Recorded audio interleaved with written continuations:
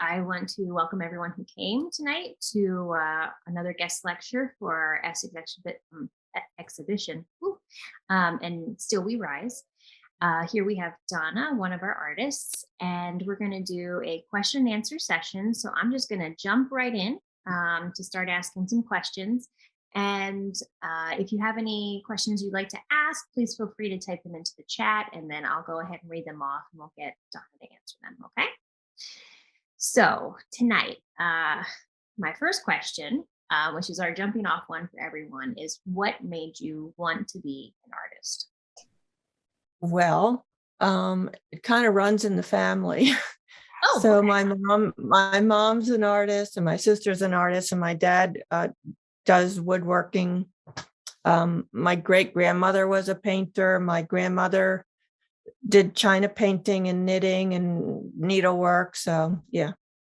So you've got a family tradition going on there. Yeah. That's pretty cool. So, like, at what age do you feel it was like? Was it always around you, or did like you kind of like get involved a little bit later, or like when did the art bug super bite you that this is what? Well, it's funny. My mom just gave me, I guess last year, a bunch of cards because we used to make cards and give them to her for different occasions. And so I have all these cards that I made pretty young. And so I would guess elementary school, we were doing drawing, and my mom used to teach art lessons in the basement, and we had to go. And I can remember that we weren't always happy to go, but that was good. And so, yeah, we used to enter shows at the county fairs with our drawings and different things. And also my grandmother was teaching us needlework, and my mom used to sew, and I'm getting into other subjects, but yeah. That's cool. So Thank you. pretty young. Pretty young. Cool. Okay. And so my next question is, what inspired the dress form that you use throughout many of your works? Well, I was just starting to get into that with my mother and grandmother sewing. Mm-hmm. So we used to make, and then I learned how to sew. And so I used to make my own clothes. And so I just, it kind of was natural. And also I love fashion. I used to direct photo shoots for fashion shoots, which was fun. And I'm a graphic designer too. So I would design advertising and brochures and that kind of thing. And a lot of it involved fashion. So it's just that, again, that's kind of part of you wouldn't know it looking at how I dress, but. So what drew you to fashion? Like what interested you about it? Gosh, I'm not sure. I just really am. I mean, I just love like for instance, PBS shows, and they have I probably could have been a costume designer, that kind of thing. But I ended up instead doing sculpture. So it's just magnet for me. I can't explain it. There's something really cool about the costume design on TV and movies, and just how sculptural it can really get. Yeah. When they're working in that sometimes not so flexible form of fabric. Mm-hmm. So I can see how that would really go with sculpture. So then, knowing that you had that start with like fabric and sewing and learning from your family and the different art forms that they did, what drew you to working in metal? Well, I really like the duplicitous nature of steel, because mostly I work in steel. Because you can heat it and beat it, and it can look very feminine and soft. Most people don't realize that my dress sculptures that I do are all metal. There's no fabric involved. And a lot of people think that the skirts on some of the steel pieces are fabric, but it's really window screening. Oh, okay. It's all metal. So I just love that. It's magical that you can just make them look so feminine and so soft. But again, that's kind of the whole point of it, is that it's about women and how uh, strong they are, but at the same time, they can be soft too. So Cool. So that dichotomy really yeah, interests you. yeah. Okay. Is there ever like you said you work mostly in steel? Is there any metal you've ever found like difficult to work with that you would not like work with again or Well, I've been asked to do some of the drill team girls out of signs, Mhm. some of the big oil signs, but they're hard to deal with. I tried one time, but they're really thick and you can't really bend it. And they're also painted with like a porcelain. And Yeah. so that cracks. Mhm. And the thing about I'm a welder, so normally the steel pieces are welded, but the drill team girls are not because that's painted metal. Mhm. And so if you would heat that in any way, it would the paint would come off. And when I use real oil cans too. Oh, okay. They're real. And so I used to be able to find them here and there, but they're really hard to find anymore. And so I would get them on eBay. Mhm. And a lot of times you would get them and they'd still have gas in them. And then you've got to clean it all out.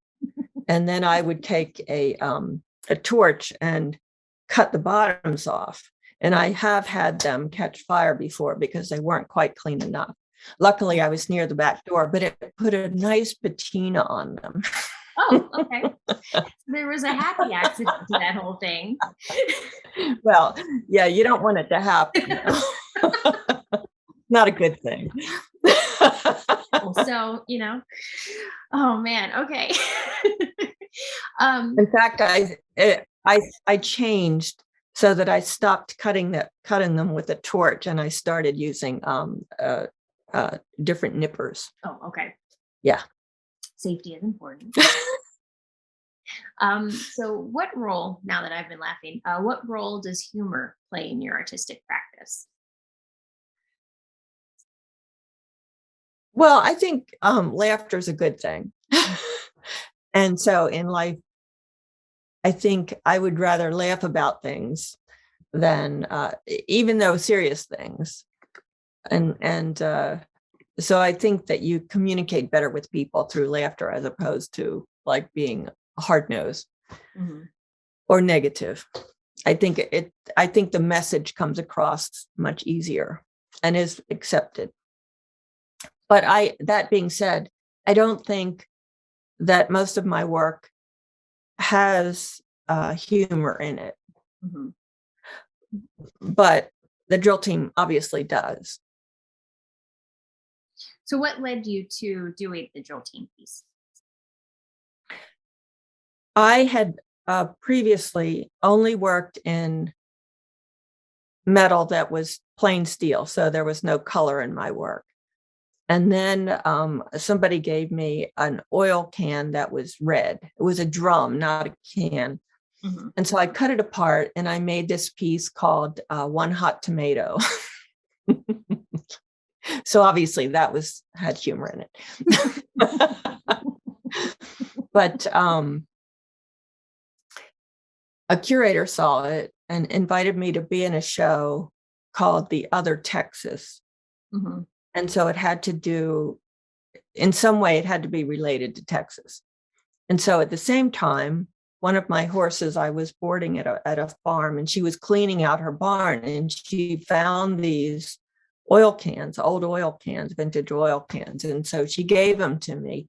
And that's how the drill team started for that show. But they're still happening. I work in series. And so that the drill team obviously was a series. And some of them keep going on, and some of them I say what I need to say and they're over. So, but the drill team is about uh, They look like, the reason why it's called the drill team is, to me, they look like the vintage cheerleader outfits, Mhm. like from the 50s and 60s. And it's a comment on, it's like a whimsical comment on our oil driven culture and the need to be on the winning team. And, throughout our political history, how they've like rah rah, and even still they want to drill, drill, drill, drill. And, it's about that. Okay. So it's And like cheering on the oil culture. got it. Okay. And so you said you work in series, and then that one you said sometimes they, end, and then other times they continue going. Like, what is, I would say, no, not that question. What, no, I'll skip that one too. Sorry, I'm trying to pick the right one. How about, which series do you feel like has the most? I guess it would be the drill team series because it keeps going. Has the most staying power, like that you feel like even if the series is complete, um, that it still feels the most relevant as time continues to go on. Well, I think the drill team definitely does. And I've probably done more in that series because I feel like my work is a three-dimensional diary. Hmm. And so a lot of it's very personal. And I wouldn't tell people what they're really about, but people, when you're at shows, um, people, I love to hear what they say about the work because I can identify with all of that. And it's like, yeah, that's right. That's how I feel too, So even though your work, and I think this is with most artists, even though you feel like your work is really personal, it totally, everybody has the same experiences in life, basic experiences. And so people can relate. Hmm. So one of the series that I did after the drill team, in fact, it was when I moved out here to Westminster, because at the time my studio was in Beltsville, and I still have a studio in Beltsville, but um, I didn't have a studio here at my house. And so I was working in the living room, which was not ideal. And so I started, and at the same time, my grandmother and her sisters, in a very close number of years, all passed away. And it was that whole generation. And so I did this series called The Jones Girls, because their last name was Jones. Hmm. And so each one had their, there was lunch with Lena's luncheon, a Mary's holiday, and brunch with Frances. And then Sarah, she didn't have a story with her, but they were all like farm women. And what I did is in my living room, cut tin cans, like cookie cans and coffee cans, and cut them up into like 1/8-inch strips and wove them into fabric. It was a crazy thing. And it was, I didn't do any more because I cut myself a lot. Hmm. But those became it was a story about that generation of those women, and it was totally theirs. So that was that. But and it was color too. And so it was fun. It was like something that I thought was such a good idea. And it was fun to do them. And they looked nice, but it was too painful to do anymore. But then other ones have had to do, like the very first series that I did was about working. It was called Beneath the Surface. And so it was about women in the workplace Hmm. and what goes on, and drew from my experiences. And it kind of, those, I think, really related to a lot of the Me Too that just, and so that was interesting because I did it long ago. Mhm. But it's really good because then you can get it out of your system and move on, you know. And so then after that, I did a series called Metamorphosis, and it was these wooden torsos with steel wings. So that Mhm. was kind of like flying above and moving on, and so it's all just personal things that happen in my life, and then I move on, and this happens, and so that inspires me to do something. But at the same time, to keep the dresses fresh, I Mhm. also love animals, and so you can see this piece behind me, and Yes. so I do horses and chickens and dogs, and I've worked in stone and wood too. So It's cool that actually that ties into a question I did want to ask. There's two parts on that one. When we saw that when you went to Italy, you learned stone carving. yeah, And what was that like learning it in Italy? that was really great. I spent a month there, Mhm. and I had never done stone carving before. And I'm looking at a horse head over there. The very first piece I did was a horse head this big, and it's really magnificent. I don't think it's on my website. It needs to be. And I don't want to like spin around and show it to you. I guess I could, but uh, um so I did 3 pieces there, and then I shipped some stone home. But really, I mean, when I got back here, I did 2 more pieces, but I like steel. But being in Italy was just fabulous. Mhm. Yeah.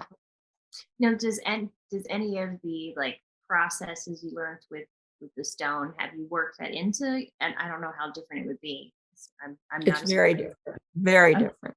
So did any of it translate into working with metal or? Um, Stone is subtractive Mhm. and steel is additive.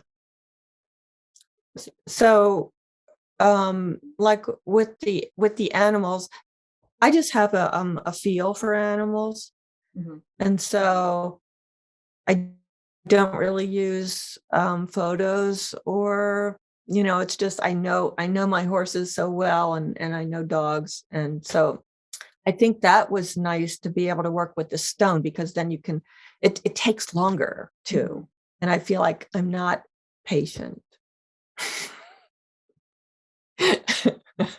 I've done clay too, and Mhm. clay is very similar to stone. Mhm. But again, and there's no mistakes on stone either. It's true. Yeah.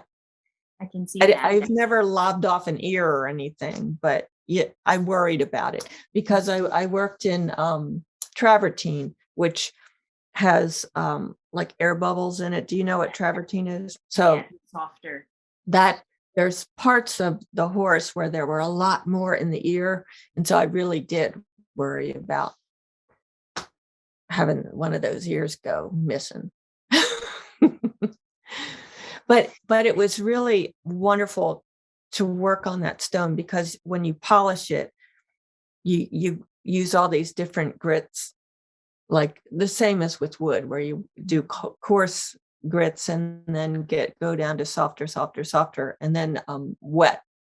Use the wet sandpaper. And what I did is on this horse is I made it so that when you run your hand up like their forehead, there's parts of it that are really smooth and soft, like underneath the jawline. So it would be like how you feel. It was very s- uh personal, like where if you would touch and like right up here around the eye, certain areas where it just seems like it's that very sensual touch to it. Yeah, that was fun. That's cool. So when you're talking about, you said that you have a feel for the animals and dogs and horses and chickens. So what draws you to them to really want to create these pieces? Oh, I've always loved animals. I'm a nature girl. And so, I mean, I've always wanted horses. I never wanted to play with dolls. I always played with horses and would like run them and break their legs off because they would be like china. Mhm. But I was a kid, um so it's just part of who, it's just me. Mhm. I'm the only horse person in my immediate family. And we grew up having pets, and I just love him. It's just part of my nature. So that's going to bring me to a question. We sort of covered it a little bit. Um, but when it comes to creating your work, what is the most difficult part and what is the most fun? um well, it's it's very physical. So, and moving stuff around, like if you're doing stone, I mean, that's really hard to move around, which probably is one reason why I don't do it a lot. But with steel too, I mean, that's very hard to. Some of my pieces are pretty heavy. Most of them are light, but moving them around and taking them to shows and shipping them places. Mm. Um, what's fun, I think, is finding solutions to problems. So it's problem solving. So if I have a certain idea, it's then just going shopping in my pile of steel and looking for what might work in the area that, like in a piece. Like I've used bucket handles for like ornaments on dresses, and um, pieces of heaters, shop heaters that I've cut apart. And one is called Heat Wave. And that has it actually was a shop heater that I cut apart. And on the back, you know how they have the labels that say how many BTUs and all that? It's on her back. Yeah. Ah, And on the front of her was a catalytic converter piece that I found in the road that was all like mashed and rusted, and it was beautiful. So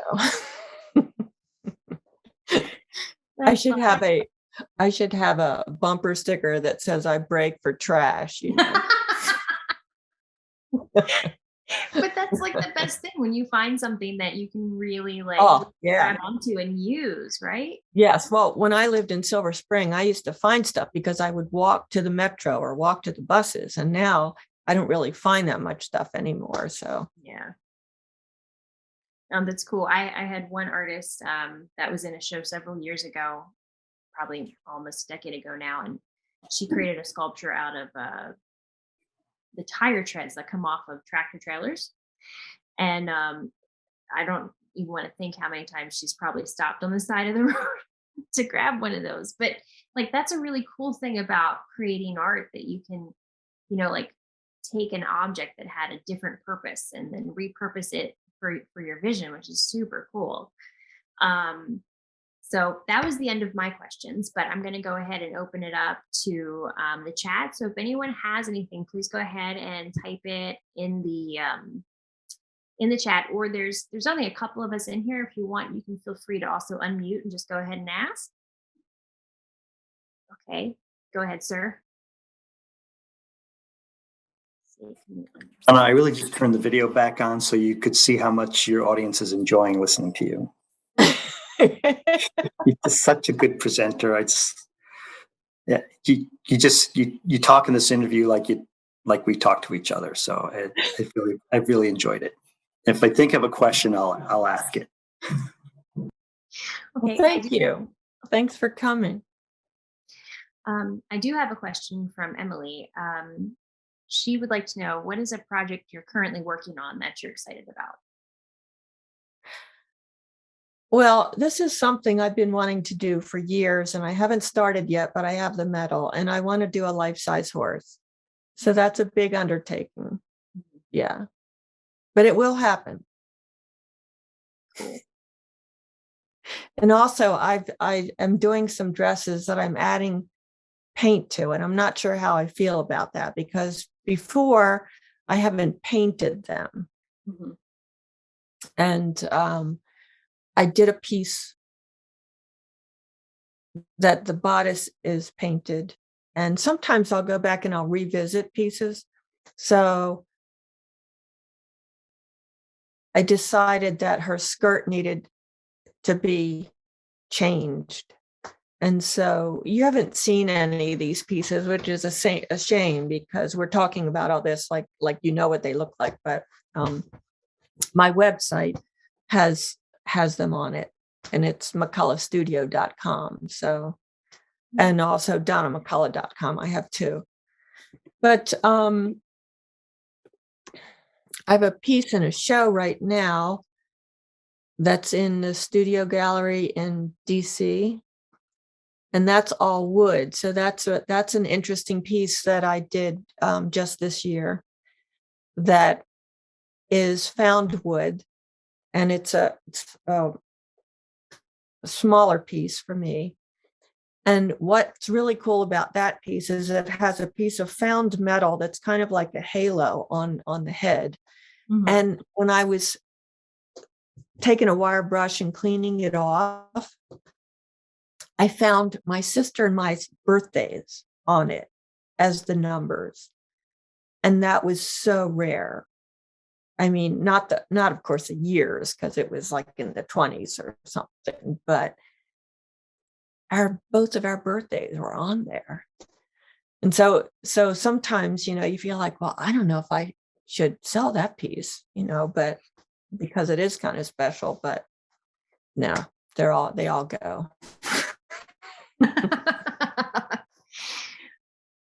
I am looking through your I have very few pieces at my house. portfolio on the McCullough Studio site, and yeah, wow, that mesh really does look like tulle. That's amazing. Yeah. You might be able, well, some of the horse pieces are on there too. If you Okay. look at under animals, yeah. So I have in Bowie, I have an outdoor horse sculpture, and and then I think opening this weekend or next week is a show up in New Jersey, and so I've got a couple pieces up there too. But yeah, I think I want to get back to animals for a little bit. And I keep threatening to paint too. I started out as a painter and a printmaker. Oh, okay. And then I was heavily influenced by Deborah Butterfield, if you know her. I don't, but I will look her up. She does horses only. And I saw the first piece of hers at the Baltimore Museum of Art. And so she works in metal. She used to work in wood and ceramics originally, and now she's mostly bronze, but she did a lot of found metal for a while. But also Degas, like people ask me, well, how did you, I get that a lot on a lot of my dresses. They say, well, that looks so much like a Degas, and as a kid, I saw the Degas dancer that's in the Baltimore Museum of Art. And so I loved that because the skirt actually is fabric on that. Yeah. And so those are my two big influences. And I was working full time as a graphic designer. And then I just decided and this is funny because it's true. I had a burning desire to learn how to weld. Okay. And it's because of Deborah Butterfield's horses.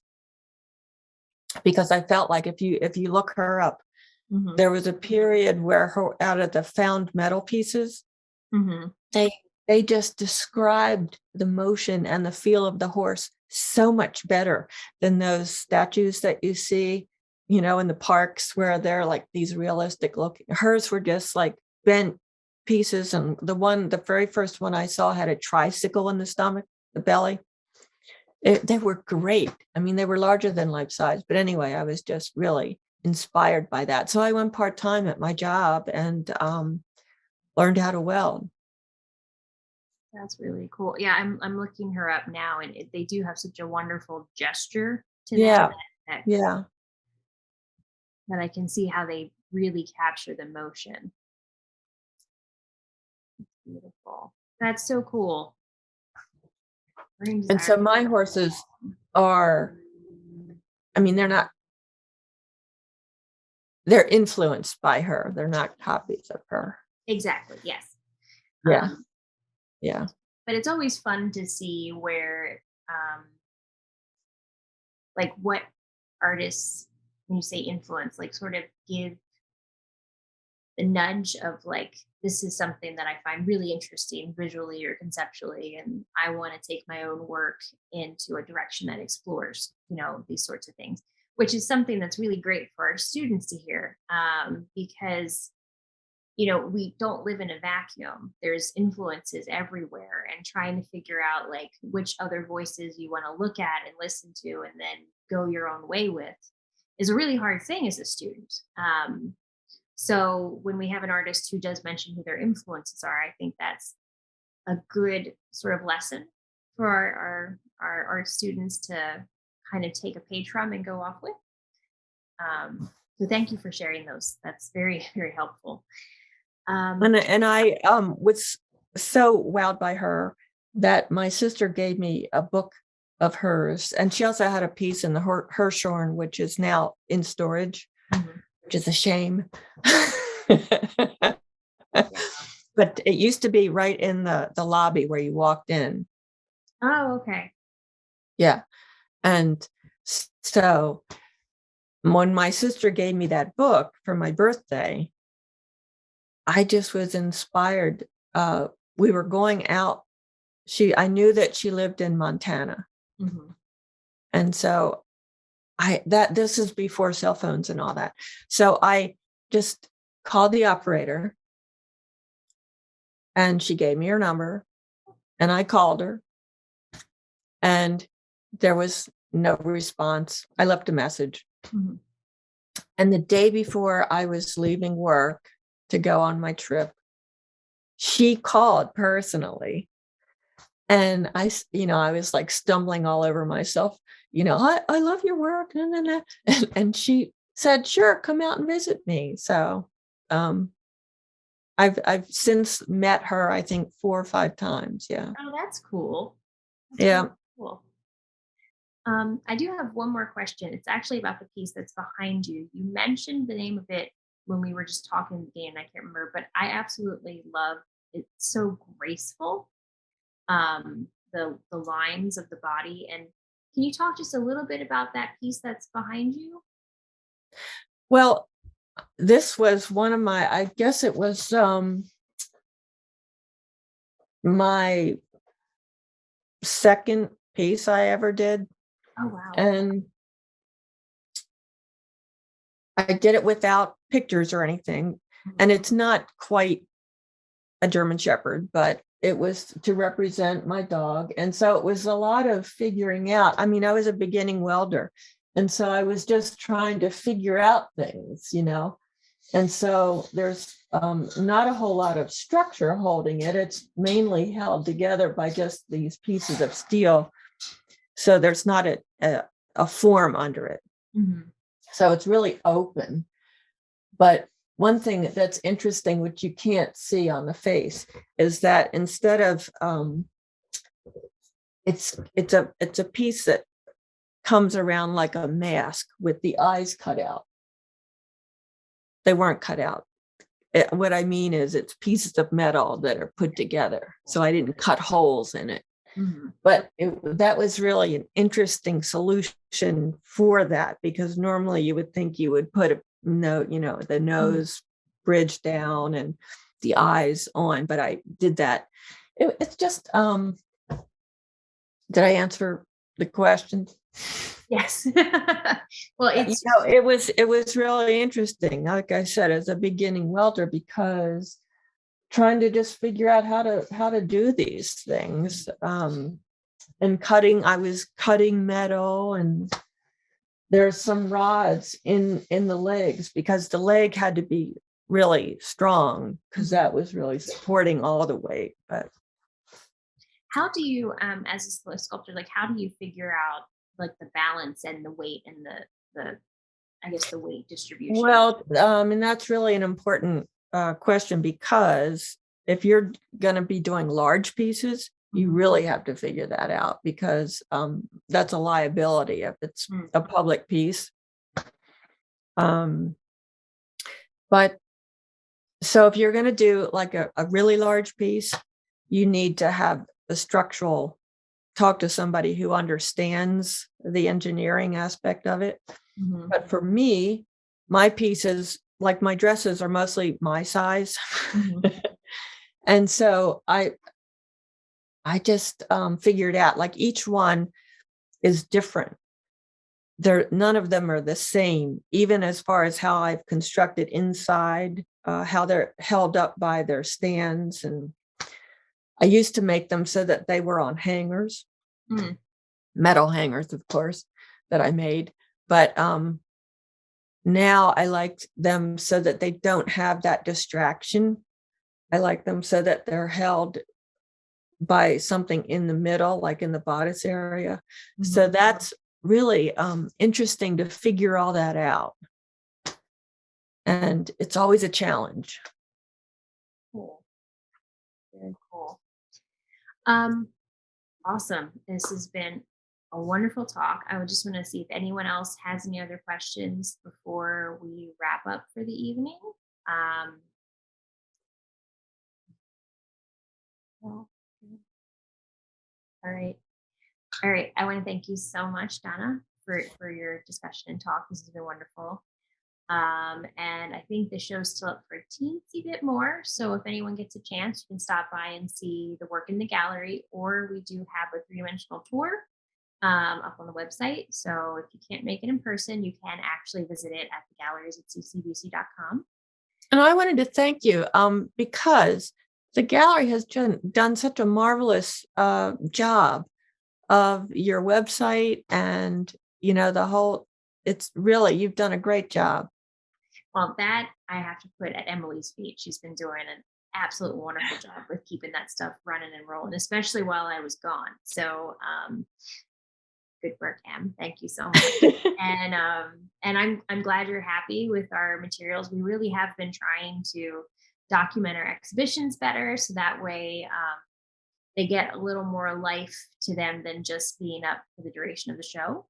And you're trying to Yeah, it's a shame with COVID and all that, because normally what's really fun is meeting all the other artists personally, and you know, no yeah, receptions. do miss those. And I'm hoping sometime soon we'll get back to something like normalcy and can do those again. But until then, we've got these and we'll keep doing what we're Yeah, doing. it's great. And so I really appreciate it. Oh, good. Thank you so much. Oh, awesome.